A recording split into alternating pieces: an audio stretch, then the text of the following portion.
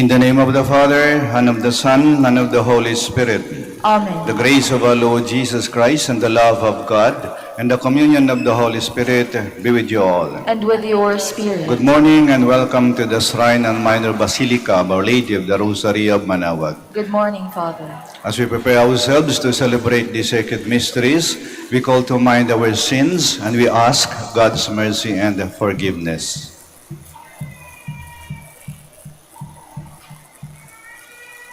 In all humility, altogether we say, I confess to Almighty God and to you, my brothers and sisters, that I have greatly sinned in my thoughts and in my words, in what I have done and in what I have failed to do.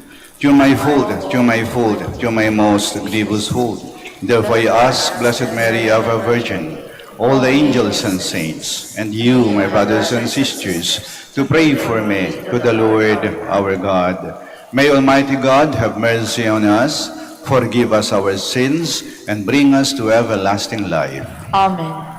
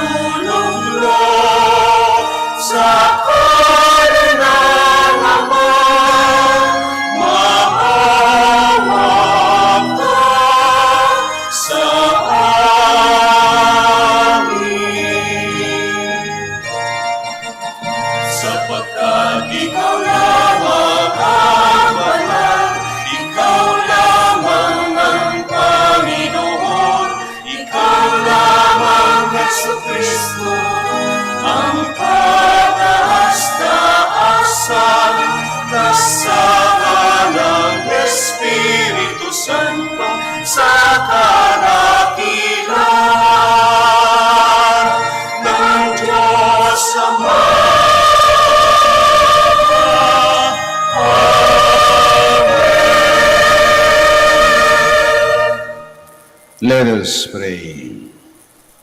O God, who on this day revealed your only begotten Son to the nations by the guidance of a star, grant in your mercy that we, who know you already by faith, may be brought to behold the beauty of your sublime glory. Through our Lord Jesus Christ, your Son, who lives and reigns with you, in the unity of the Holy Spirit, God, forever and ever. Amen. Please be seated. The prophet Isaiah spoke poetically of the glorious future which God had in store for Jerusalem. The Church applies this eschatological vision to herself, the New Jerusalem, blessed by the special presence of the incarnate Son of God. A reading from the book of the prophet Isaiah. Rise up in splendor, Jerusalem. Your light has come.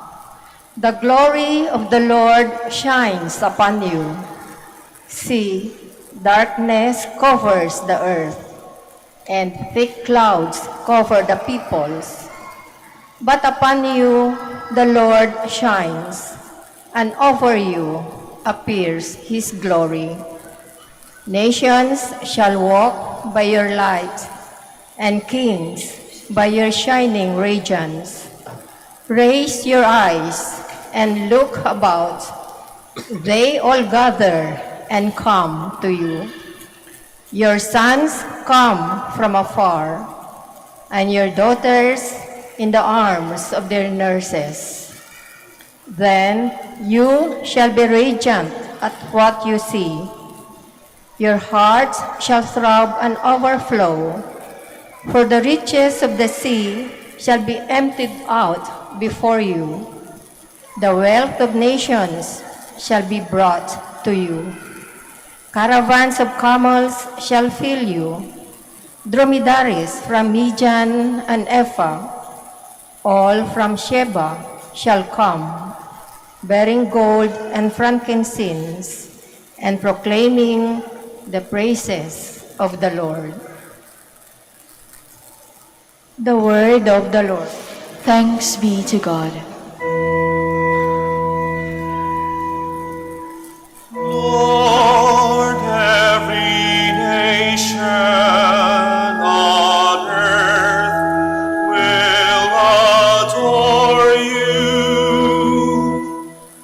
Lord, every nation on earth will adore you. O God, with your judgment endow the king, and with your justice the king's son. He shall govern your people with justice, and your afflicted ones with judgment. Lord, every nation on earth will adore you.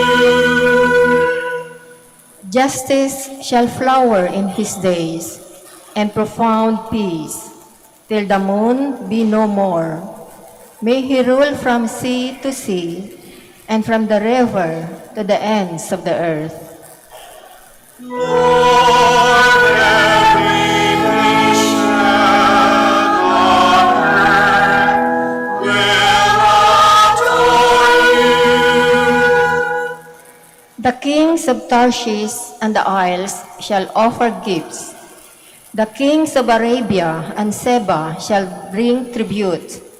All kings shall pay him homage. All nations shall serve him.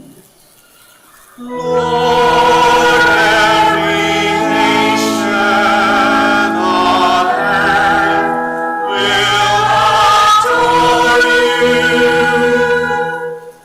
For he shall rescue the poor when he cries out, and the afflicted when he has no one to help him. He shall have pity for the lowly and the poor. The lives of the poor he shall save.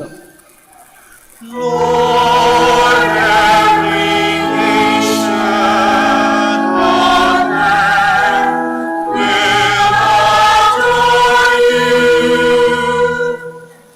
Today, St. Paul reminds us that the barrier of estrangement between the Jews and the Gentiles was shattered by Jesus Christ. All are invited to form one single people of God under his headship. A reading from the letter of St. Paul to the Ephesians.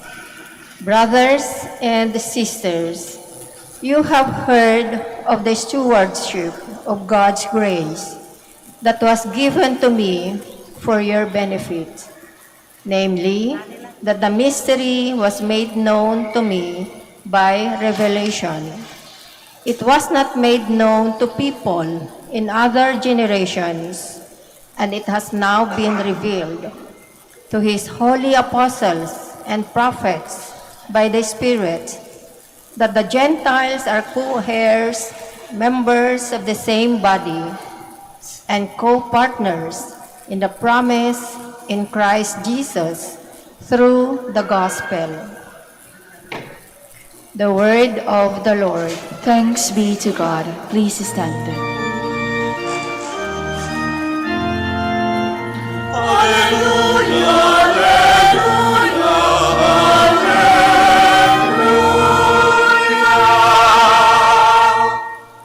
We saw his star at its rising and had come to do him homage.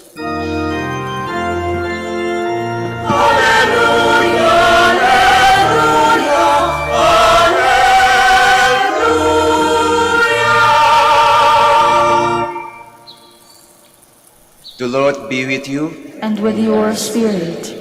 A reading from the Holy Gospel according to Matthew. Glory to you, O Lord.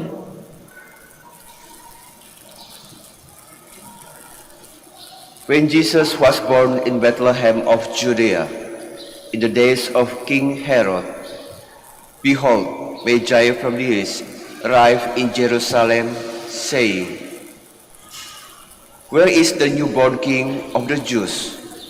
We saw his star at its rising, and have come to do him homage." When King Herod heard this, he was greatly troubled, and all Jerusalem with him. Assembling all the chief priests and the scribes of the people, he inquired them where the Christ was to be born. They said to him, "In Bethlehem of Judea, for thus it has been written through the prophet, and you, Bethlehem, land of Judah, are by no means least among the rulers of Judea, since from you shall come a ruler, who is to shepherd my people Israel." Then Herod called the Magi secretly, and ascertained from them the time of the star's appearance. He sent them to Bethlehem and said, "Go and search diligently for the child. When you have found him, bring me word, that I too may go and do him homage." After their audience with the king, they set out. And behold, the star that they had seen at its rising preceded them, until it came and stopped over the place where the child was. They were overjoyed at seeing the star. And on entering the house, they saw the child with Mary, his mother. They prostrated themselves and did him homage. Then they opened their treasures and offered him gifts of gold, frankincense, and myrrh. And having been warned in a dream not to return to Herod, they departed from their country by another way. The Gospel of the Lord. Praise to you, Lord Jesus Christ. Please be seated.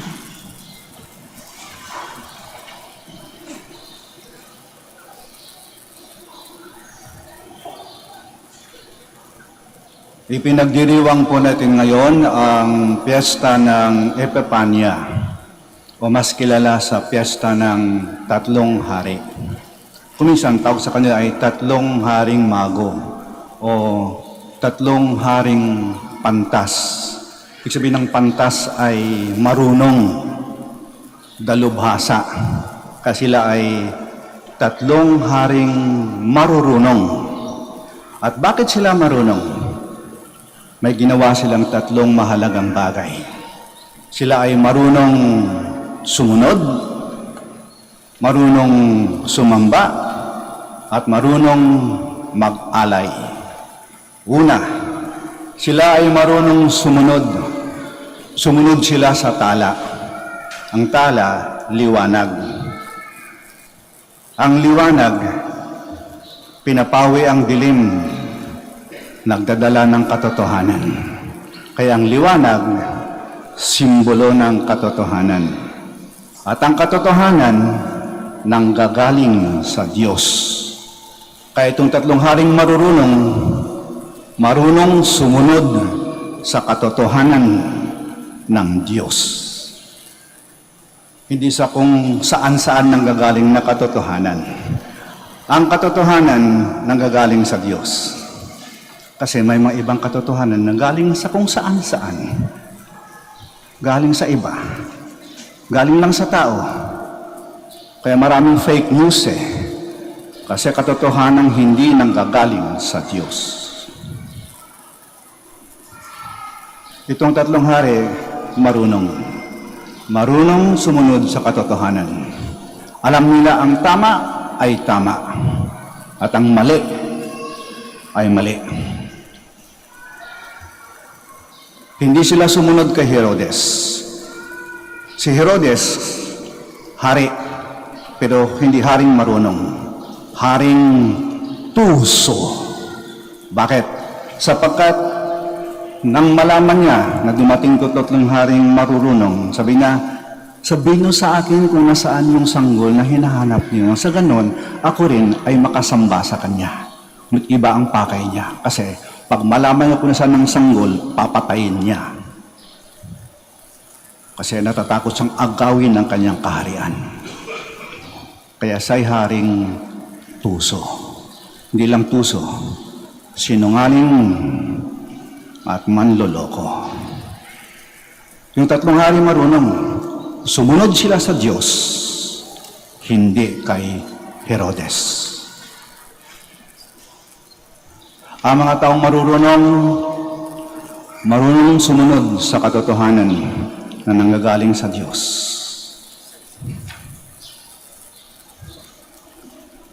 Kaya tawag sa kanila ay marunong sumunod sa katotohanan. Pero, kapag ikaw ay sumusunod sa kasinungalingan, sa kalokohan, sa panlililang, at kahit paulit-ulit na ginagawa sa iyo, tawag sa iyo ay hindi marunong, tawag sa iyo ay puto-puto.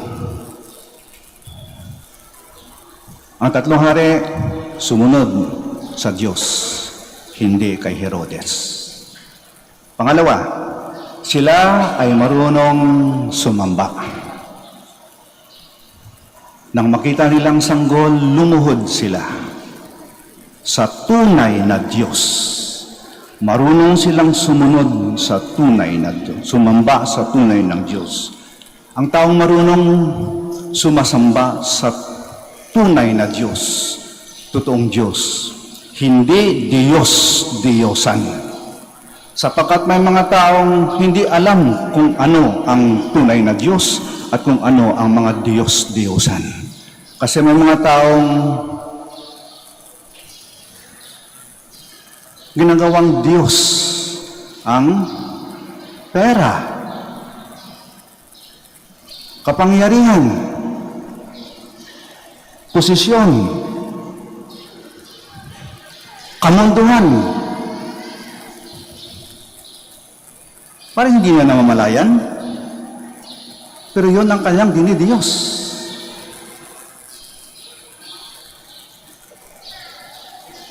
Minsan, si Jesus ay tinukso yung demonyo Sabi sa kanya, sambahin mo ako at ibibigay ko sa iyo ang lahat ng kayamanan ng mundo. Anong sabi sa kanya ni Jesus? Umalis ka, demonyo. Sambahin mo lang ang tunay na Diyos. Ang taong totoong marunong sumamba sa tunay na Diyos. Tulad ng ginagawa nyo ngayon, nagdadasal, taimtim na nagdadasal, nagsisimba, sumasamba sa tunay na Diyos. Pangatlo, ang tatlong haring marunong mag-alay. Nang makita nila ang sanggol, binuksan nila ang kanilang mga daladala at inialay nila ang kanilang daladala. Marunong silang magbigay. Bukas ang kanilang mga kamay. Hindi sila madamot. Marunong magbahagi. Ang taong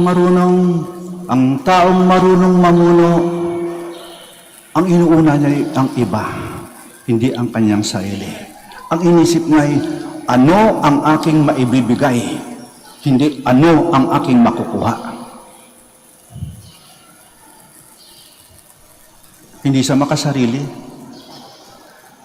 Marunong siyang tumulong, lalo-lalo na sa mga nangangailangan.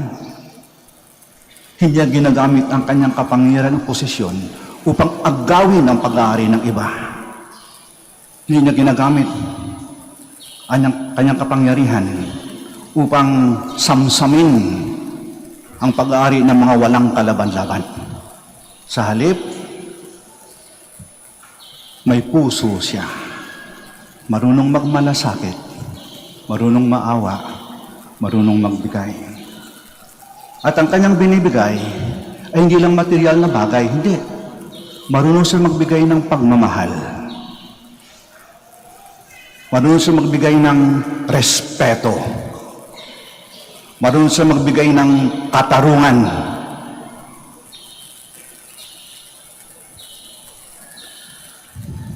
Marunong siya magbigay ng awa at patawad. Yan ang taong marunong. Kaya yan ang tatlong haring marunong. Marunong sumunod sa katotohanan ng Diyos. Marunong sumamba sa tunay na Diyos. At marunong mag-alay tulad ng pag-aalay ng Diyos. Hilingin natin sa ating Panginoon, sa ating mahal na ina, na sa pagsimula natin ng taon na ito, sana'y matularan din natin ang tatlong haring marunong. Marunong sumunod. Marunong sumamba.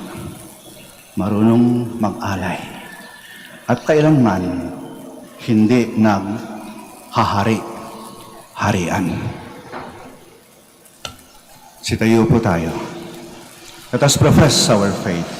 I believe in one God, the Father Almighty, maker of heaven and earth, of all things visible and invisible.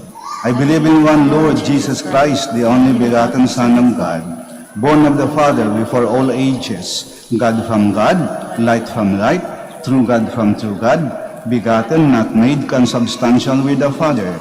Through him all things were made. For as man and for our salvation he came down from heaven, and by the Holy Spirit was incarnate of the Virgin Mary, and became man. For our sake he was crucified under Pontius Pilate.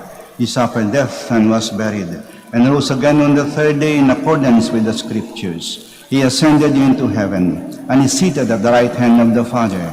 He will come again in glory to judge the living and the dead, and his kingdom will have no end. I believe in the Holy Spirit, the Lord, the giver of life, who proceeds from the Father and the Son, who with the Father and the Son is adored and glorified, who has spoken to the prophets. I believe in one holy, Catholic and Apostolic Church. And I look forward to the resurrection of the dead and the life of the world to come. Amen. Encouraged by the example of the Magi, the three wise men, we present our gifts and petitions to the Lord, saying, Lord, hear our prayer. Lord, hear our prayer.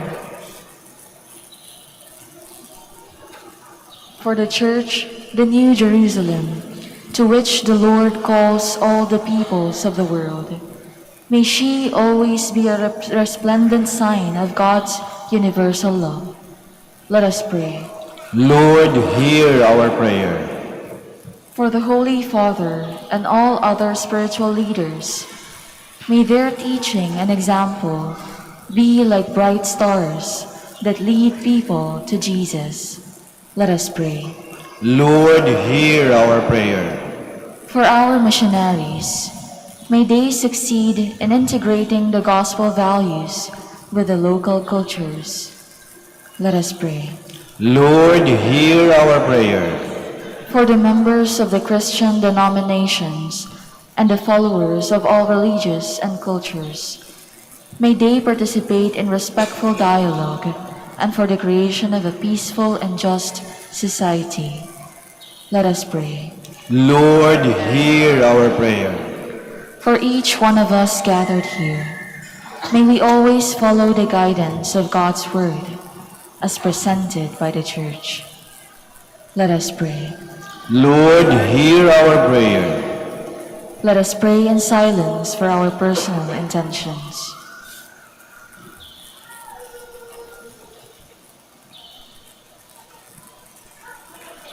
Let us pray. Lord, hear our prayer. Lord Jesus, like Jerusalem, we rise up in splendor because your light has come. May our behavior become like a star that leads others to you, who live and shine forever and ever. Amen. Please be seated.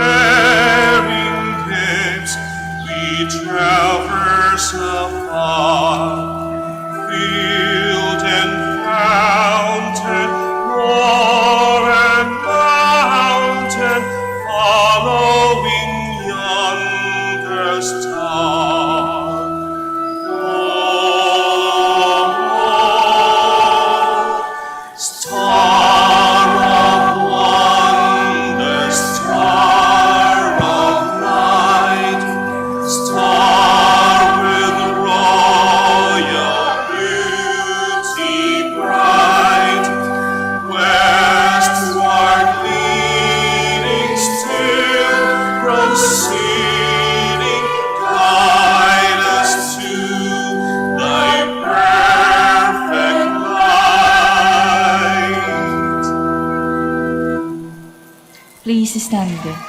Pray, my dear sisters and brothers, that our sacrifice may be acceptable to God, the Almighty Father. May the Lord accept the sacrifice at your hands, for the praise and glory of his name, for our good and the good of all his holy church.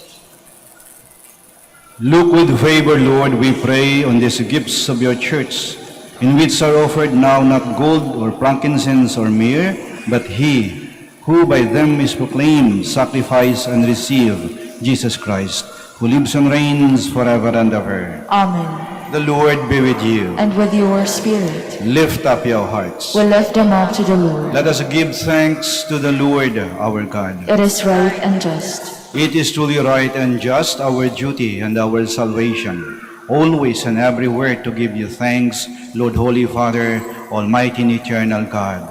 For today you have revealed the mystery of our salvation in Christ as a light for the nations. And when he appeared in our mortal nature, you made us new by the glory of his immortal nature. And so with angels and archangels, with thrones and dominions, and with all the hosts and powers of heaven, we sing the hymn of your glory, as without end we acclaim.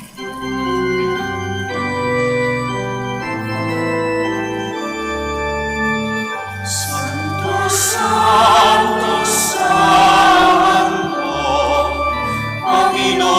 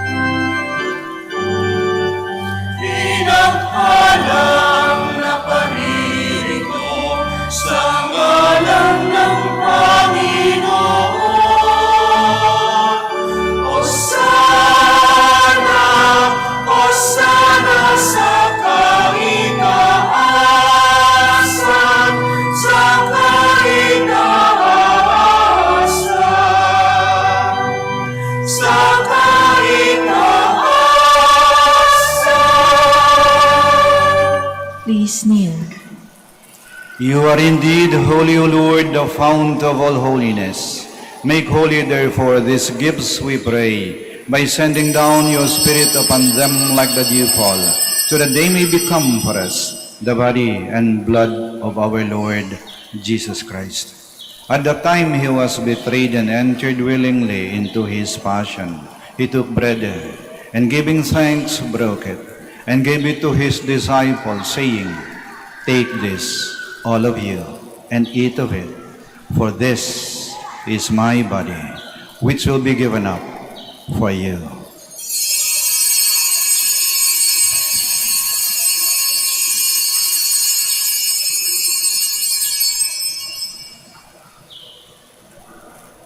In a similar way, when supper was ended, he took the chalice, and once more giving thanks, he gave it to his disciples, saying, "Take this, all of you, and drink from it. For this is the chalice of my blood, the blood of the new and eternal covenant, which will be poured out for you and for many for the forgiveness of sins. Do this in memory of me."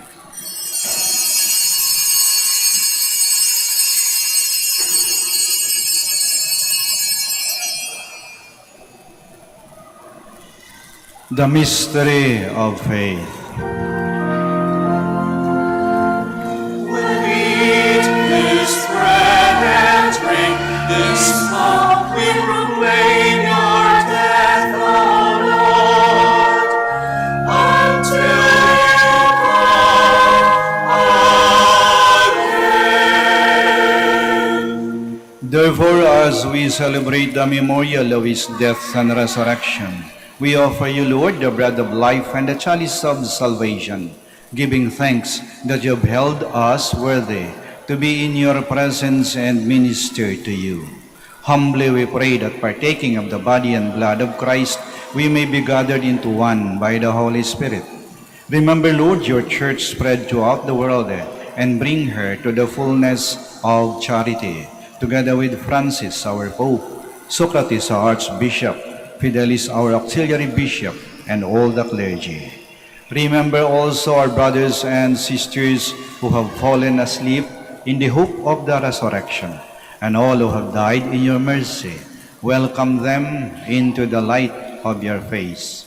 Have mercy on us all, we pray, that with the Blessed Virgin Mary, Mother of God, with Blessed Joseph, her spouse, with the blessed apostles, and all the saints who have pleased you throughout the ages, we may merit to be co-heirs to eternal life, and may praise and glorify you to your Son, Jesus Christ.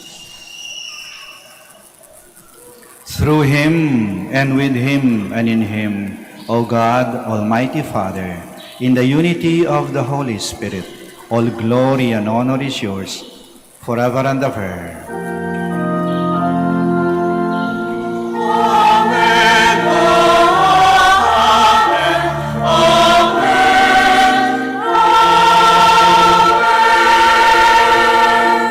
Please stand. At the Savior's command and formed by divine teaching, we dare to say,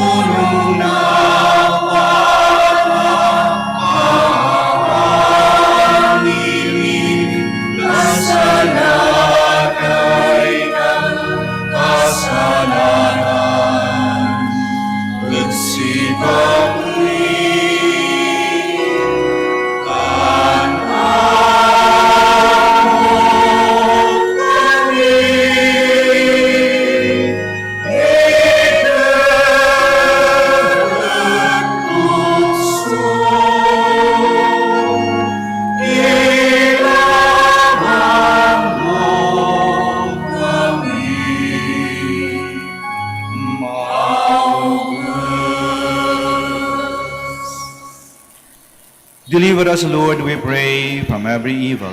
Graciously grant peace in our days, that by the help of your mercy, we may be always free from sin and safe from all distress, as we await the blessed hope and the coming of our Savior, Jesus Christ. For the kingdom, the power, and the glory are yours, now and forever. Lord Jesus Christ, who said to your apostles, "Peace I leave you, my peace I give you," do not look on our sins, but on the faith of your church, and graciously grant her peace and unity, in accordance with your will, who live and reign forever and ever. Amen. The peace of the Lord be with you always. And with your spirit. We offer each other the sign of peace. Peace be with you.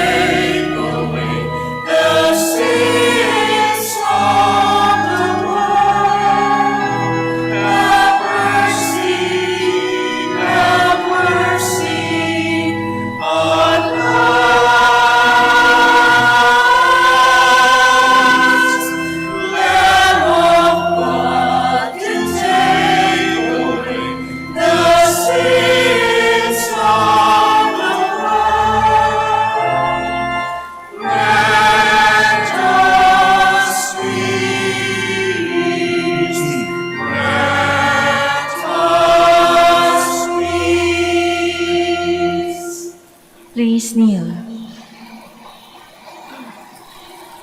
Behold Jesus Christ, the Lamb of God, who takes away the sins of the world. Blessed are those called to the supper of the Lamb. Lord, I am not worthy that you should enter under my roof, but only say the word, and my soul shall be healed.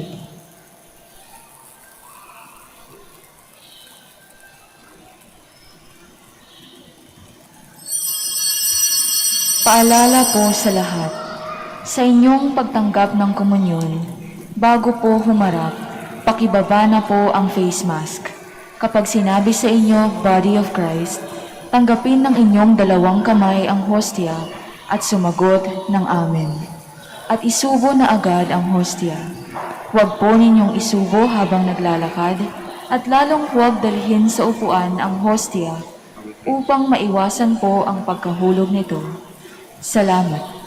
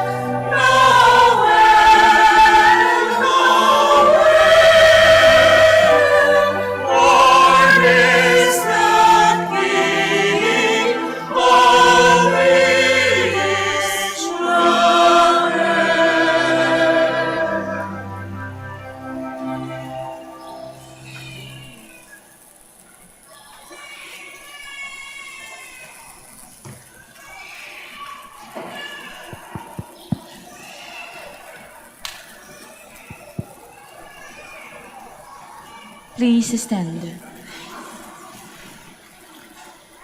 Let us pray. Go before us with heaven and light, O Lord, always and everywhere, that we may perceive with clear sight and revere with true affection the mystery in which you have willed us to participate through Christ our Lord. Amen. Maraming salamat po sa inyong pagdalo at pakikisa sa banal na misa. At patuloy po nating pagnilay-nilayan at isabuhay ang mensahe ng ating Ebanghelyo para sa misang ito. Tularan natin ang tatlong haring marurunong. Marunong sumunod sa katotohanan ng Diyos. Marunong sumamba sa tunay na Diyos. At marunong mag-alay tulad ng pag-alay ng Diyos. At huwag tayong maghari-harian. The Lord be with you. And with your spirit. May Almighty God bless you, the Father, the Son, and the Holy Spirit. Amen. Go and announce the gospel of the Lord. Thanks be to God. Prayer for the blessing of the sick.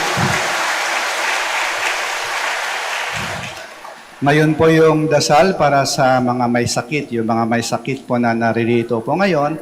At kahit wala po rito, pero naalaala po natin sila. At maring ang kanilang sakit o karamdaman ay mas malubha kaysa sa atin. Isama po natin sila sa dasal na ito. Marahan po nating banggitin ang kanilang mga pangalan. Prayer for the blessing of the sick. God our Almighty Father, by your blessing you give us strength and support in our frailty. Turn with kindness toward our sick brothers and sisters, free them from all illness and restore them to good health. Through the intercession of Our Lady of the Rosary of Manaoag, we ask this through Christ our Lord. Amen. Prayer for the blessing of religious articles. Ngayon po, yung pagbendisyon ng mga religious articles. Huwag na po kayong umalis sa inyong mga kinaroroonan. Kami na po ang lalapit sa inyo. Pakitaas lamang po ng mga pabibindisyonan po ninyo.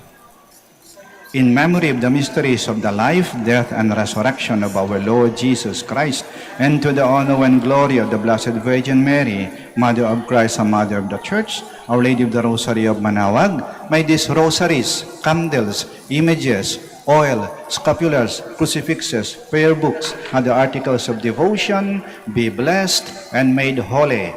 In the name of the Father, and of the Son, and of the Holy Spirit. Amen.